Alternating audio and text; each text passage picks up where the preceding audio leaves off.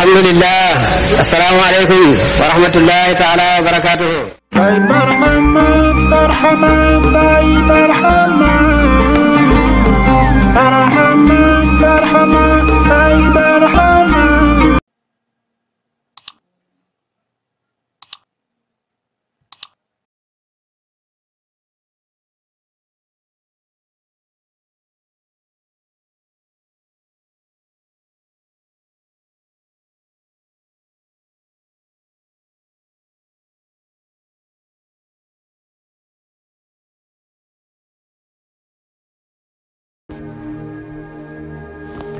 أعوذ بالله من الشيطان الرجيم بسم الله الرحمن الرحيم الحمد لله رب العالمين والصلاة والسلام على رسول الله. Mes chers frères ainsi que mes chères sœurs, nous vous saluons encore une fois et nous venons vous présenter votre émission, le récit de l'histoire des prophètes. Votre émission du jour portera sur le prophète Saleh alayhi salam. Nous allons voir, à l'image des autres émissions et des autres prophètes que nous avons déjà vus, comment s'est passé l'avènement de son appel, de ses appels vers son peuple. Comment ce peuple a réagi, leur réaction ultime, ainsi que ce que Dieu leur a réservé. Après qu'Allah, louange à lui, eut anéanti le peuple Ad par un vent glacial qui souffla durant 8 jours consécutifs, les rares survivants, Hud alayhi salam et ses fidèles compagnons, quittèrent le Yémen et se dirigèrent vers la péninsule arabe où ils s'établirent pour une longue période. Ils adorèrent Allah sans rien lui associer, mais le diable, ennemi juré des fils d'Adam, ne cessa d'œuvrer afin de les égarer et les détourner de la voie d'Allah. C'est ainsi que peu à peu, ils se mirent à agir comme leurs pères et leurs anciens, délaissant le culte d'Allah unique pour adorer des idoles qu'ils créaient de toutes pièces. Ils s'installèrent à un endroit appelé Hijr, qu'Allah évoque dans le Coran, dans une sourate qui porte le nom Hijr, sourate dans laquelle Allah nous relate certains faits relatifs à ce peuple. Al-Hijr se trouve entre le Hijaz et Tabouk, à Maden Saleh, distante de Médine de 380 km. Ce peuple avait hérité des anciens, le peuple de Ad premier, peuple de Hud, la sculpture. C'est ainsi que l'on nomma le peuple des Houds, le premier Ad, et ceux de Hijr, peuple de Samoud ou second Ad. Les Samoud bâtissaient des palais en plaine et taillaient des maisons à même la montagne. Leurs palais étaient splendides, bien construits, fortifiés, bâtis avec de la pierre taillée qu'ils tiraient des roches volcaniques qui abondaient dans l'ouest tout proche. Leur force prodigieuse leur permettait de tailler des pierres en quantité énorme selon les dimensions qui leur convenaient, ainsi que nous l'enseigne notre Seigneur en son verset, la sourate 89, le verset 9, du peuple de Samoud qui taillait les rocs dans les vallons. Leur terre était fertile, féconde, tout y poussait à profusion, céréales, arbres fruitiers, palmiers aux dattes succulentes. Et toujours dans la sourate 26, le verset 148 est de palmiers aux fruits succulents. Allah les pourvut de sources abondantes, sans quoi aucune végétation n'aurait pu y pousser. Ils vécurent dans le bonheur, la paix, la quiétude, dans un environnement propice et accueillant, disposant de nourriture abondante et accessible, sans labeur ni fatigue. Nul avant eux ne fut à ce point comblé par Allah, à lui gloire et majesté. Au lieu de témoigner leur reconnaissance envers Allah, si généreux à leur égard, les Samoud renièrent ses bienfaits et pire, se mirent à adorer et à implorer des statues, des idoles, suivant ainsi le chemin de l'égarement. Les voyant dans une telle situation, Allah voulut les sauver, les éloigner des ténèbres où ils étaient plongés et les ramener vers la lumière de la foi pure, faite de l'adoration d'Allah, unique, sans associé, de même qu'il voulut les guider vers la bienfaisance, le bien. Il leur envoya un homme, l'un des meilleurs parmi eux, ce fut Saleh, d'une famille noble, honorable. Il était doté par Allah d'un jugement, d'une sagesse et d'un savoir reconnu par tous. La tribu le consultait souvent sur les affaires de la cité. Il était écouté, admiré et reconnu. Allah lui inspira d'aller dire à son peuple d'abandonner l'idolâtrie et de ne se consacrer qu'au Dieu unique, sans rien lui associer. Saleh, alayhi salam, vint vers les membres de son peuple et leur dit, dans la sourate 7, le verset 73, « Adorez Allah, vous n'avez d'autre Dieu que lui. » Cet ordre est le même que celui donné par Hud alayhi salam à son peuple, de même qu'il est identique à celui délivré par Nuh alayhi salam à son peuple. En effet, tous les prophètes, depuis Adam alayhi salam jusqu'à Muhammad sallallahu alayhi wa sallam, ont la même mission, à savoir ordonner à leur peuple de n'adorer qu'Allah, Dieu unique, sans rien lui associer et de ne jamais adorer les idoles. Ayant entendu Saleh alayhi salam leur transmettre son message, les gens de sa tribu refusèrent de le suivre et s'opposèrent à son ordre. Leur cœur, trop endurci, était devenu impénétrable. Les voyant hostiles à son appel, Saleh alayhi salam se fit un devoir de leur rappeler les bienfaits qu'Allah leur avait dispensés dans sa bonté infinie. Car si son peuple se souvenait de tous ses bienfaits, il ne pouvait que s'amender et remercier son Seigneur. Sourate 7, verset 74. Rappelez-vous qu'Allah vous a fait les héritiers des Had. Ce fut la première chose qu'il leur rappela, car le peuple de Saleh alayhi salam connaissait très bien le peuple de Hud alayhi salam, qui est le peuple de leurs ancêtres.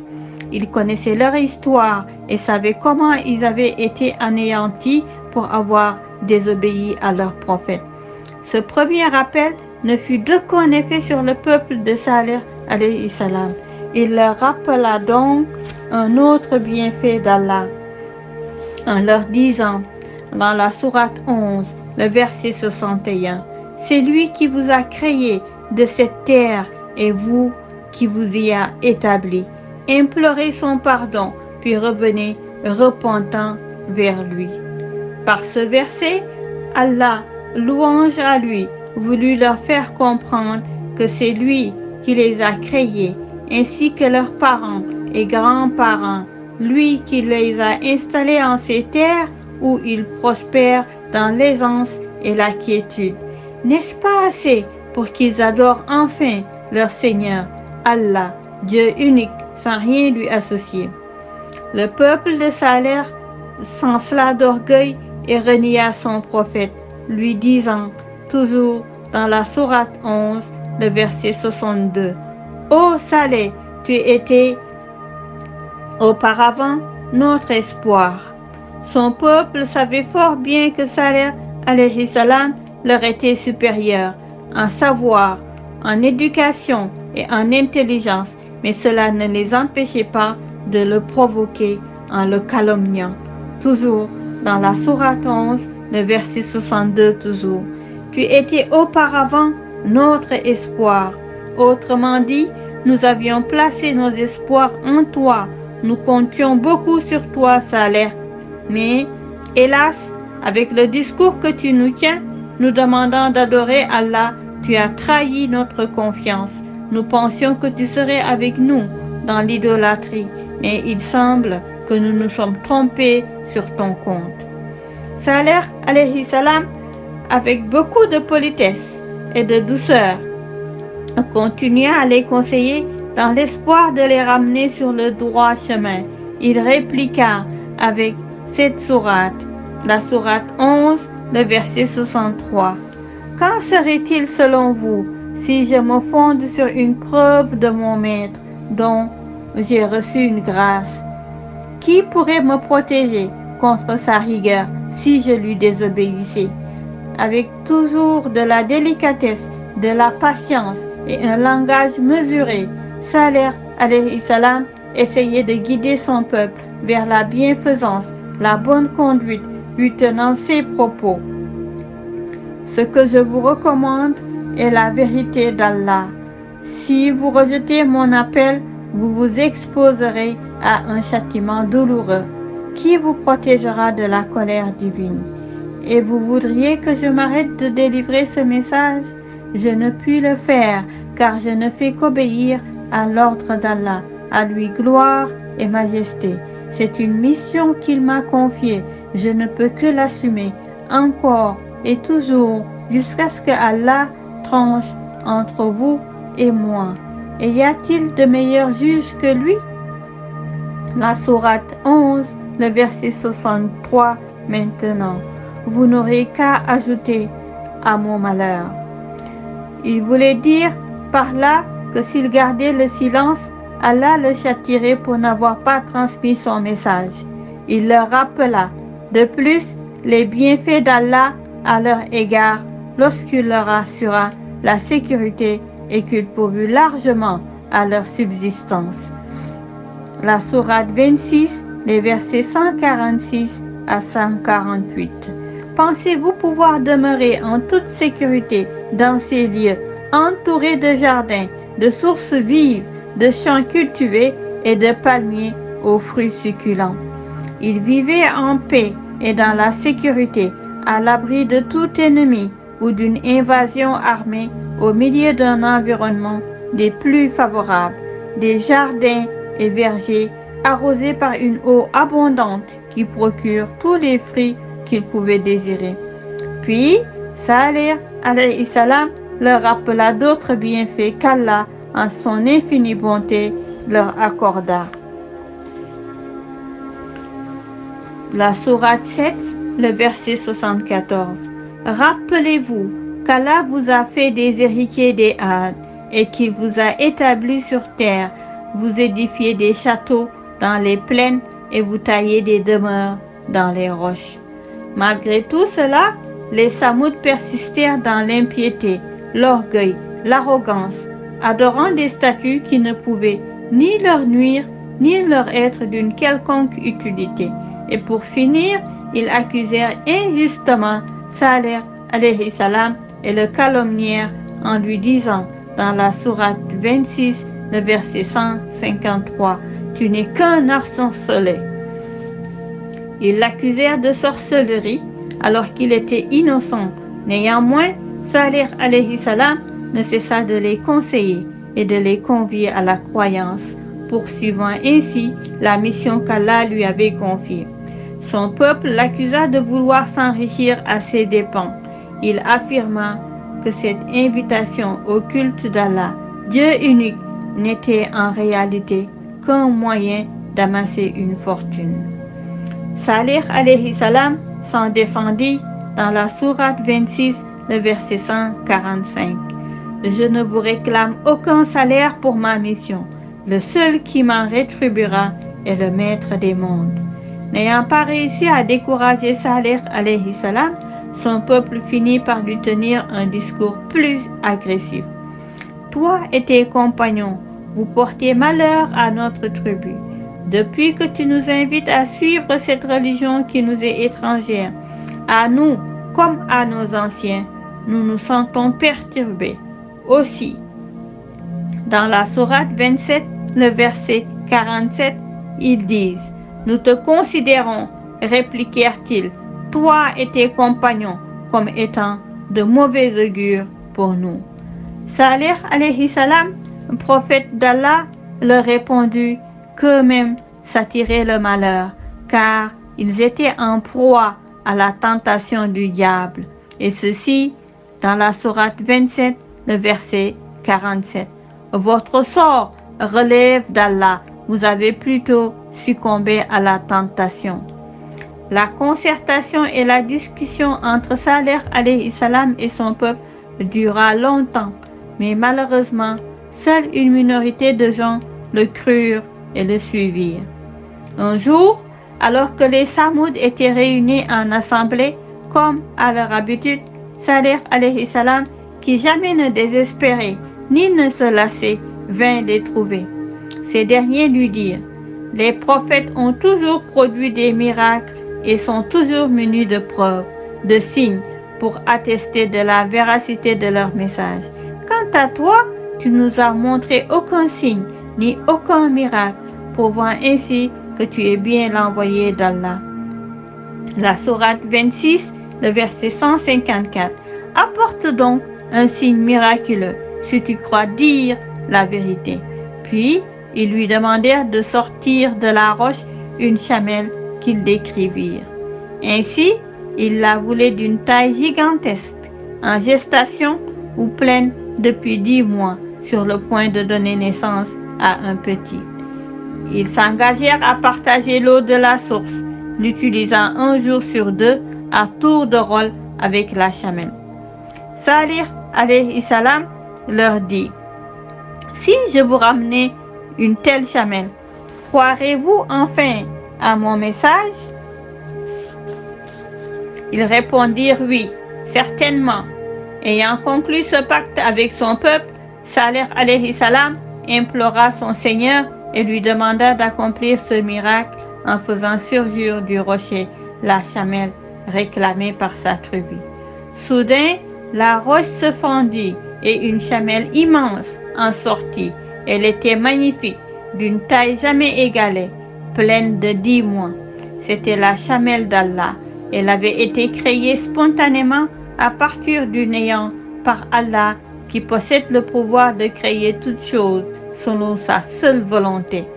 Cette apparition miraculeuse frappa profondément les Samoud qui constatèrent de leurs yeux cette preuve irréfutable. Cet événement les divisa en 2 clans.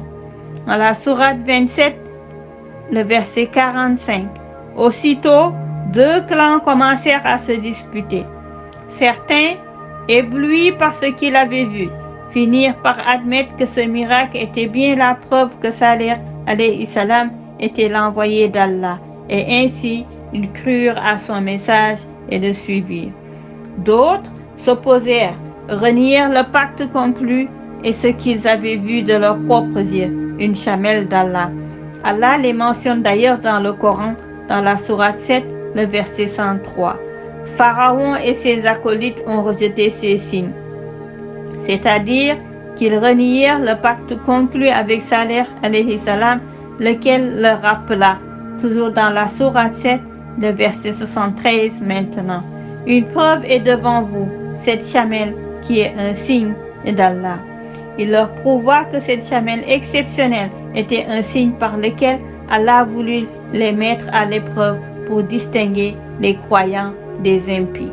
Ainsi qu'Allah nous l'enseigne en son verset, la sourate 57, le verset 27. Nous avons envoyé la chamelle comme tentation. Autrement dit, Allah demande à Salih alayhi salam d'être patient devant la réaction de son peuple face à l'épreuve. Ce dernier dit à son peuple dans la sourate 11, le verset 64, « Laissez-la paître sur la terre d'Allah. » Son peuple donna son accord. La chamelle pouvait paître à sa guise sur toute l'étendue de leur terre. Mais, au départ, le peuple de Salih alayhi salam avait demandé à ce que la chamelle soit d'une taille telle qu'elle pouvait consommer toute l'eau de la source un jour sur 2. Allah exauça leur désir. La chamelle consommait toute l'eau du puits. La tribu instaura donc un roulement, partageant ainsi l'eau avec la chamelle. Allah demanda à son prophète de les informer. Dans la sourate 54, le verset 28. L'eau est à partager à tour de rôle entre eux et la chamelle. Et dans une autre sourate, la sourate 26, le verset 155. On lui réserve l'abreuvoir un jour et à vous un jour déterminé. Il les informa et les mit en garde de ne jamais faire de mal à la chamelle, dans la sourate 11, le verset 64. Gardez-vous de lui faire du mal, sinon vous serez promptement châtiés. En échange de quoi, Allah les gratifiait d'une autre faveur. Le lait de la chamelle fut si abondant que toute la tribu put en boire à volonté. Il en fut ainsi.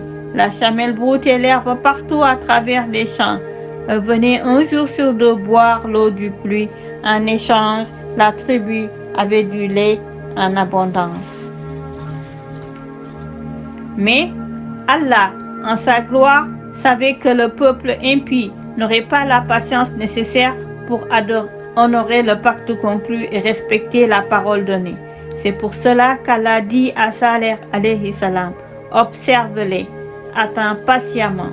Son peuple se lassa vite de cette situation.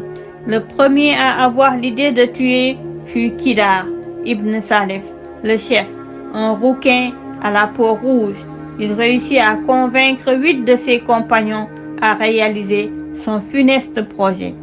Le diable réussit à les entraîner en enjolivant à leurs yeux cet acte ignoble. Ce fut le début de leur chute, comme nous l'indique Allah, gloire en lui, en son livre sacré. Dans la sourate 27, le verset 48.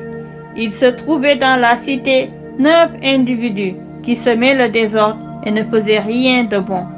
Ils réussirent à convaincre toute leur tribu, prétendant que la chamelle les gênait dans leur existence et qu'il fallait l'éliminer en l'égorgeant. Toute la tribu, hommes, femmes, donnèrent leur accord. Entre-temps, la chamelle avait mis bas.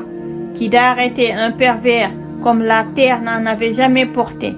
Allah le dépeint ainsi dans la sourate 91, le verset 12. Lorsque le plus malheureux parmi eux s'élança, Kidar donc se leva, alla vers la chamelle et lui coupa le jarret. Elle tomba en poussant un cri. Puis son agresseur tira son épée en lui tranchant la gorge.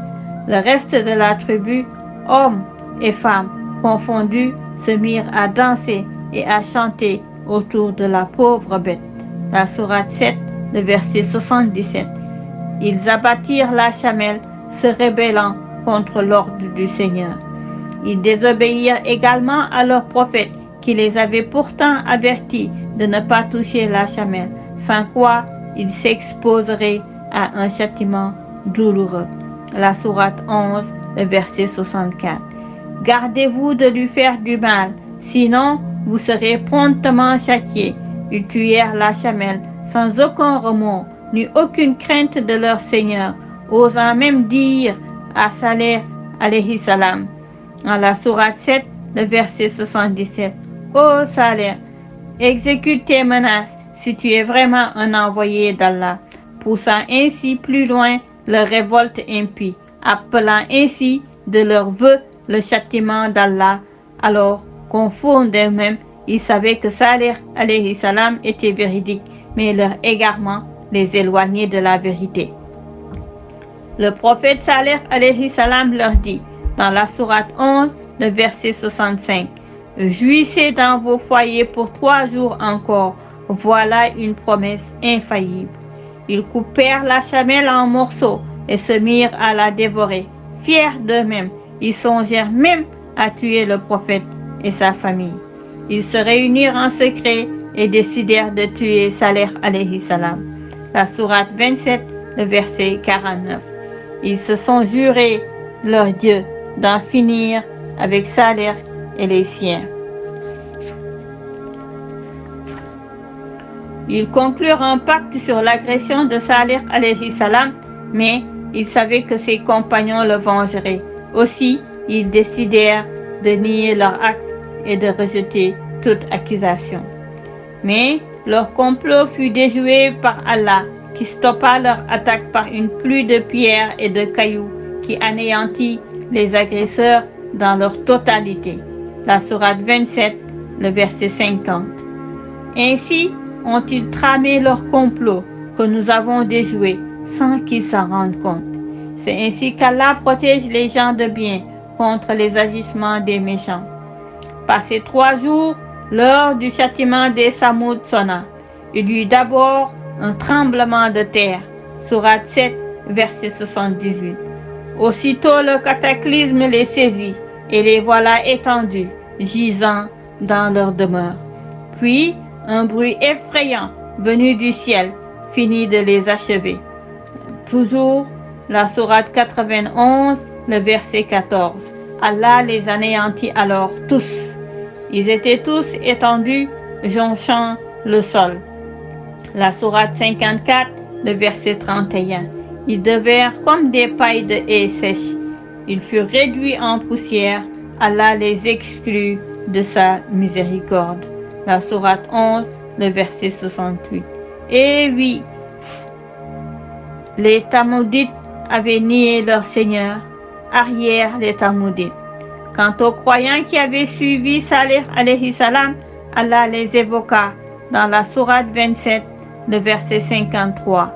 De ce châtiment, nous avons épargné tous les croyants pieux. Salih alayhi salam se détourna de son peuple, châtié par Allah, en disant dans la sourate 7, le verset 79. Ô mon peuple, je vous ai bien transmis le message du Seigneur. Je vous ai prodigué de bons conseils, mais hélas, vous n'aimez pas écouter les conseillers. Il ne resta des infidèles du peuple de Salih qu'un seul homme, Abu Rigal. Il était dans un sanctuaire. Lorsqu'il en sortit, il subit le même sort que le reste des infidèles. Il fut enterré dans une tombe.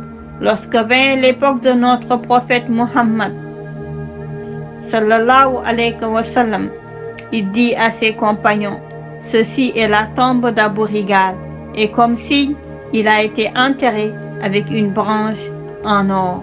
Lorsqu'ils fouillèrent la tombe, ils découvrirent en effet la branche. Ainsi, le châtiment d'Allah n'épargne aucun infidèle. C'était votre émission du jour, l'histoire des Samoud avec l'envoyé d'Allah, le Salih, qui n'a épargné aucun effort et a fait une montre de patience, de délicatesse pour parler sans cesse à son peuple qui avait un cœur endurci, avait un cœur impénétrable et n'écoutait pas ses conseils, était imperméable à ses conseils. Assalamu alaikum wa rahmatullah ta'ala wa barakatuh.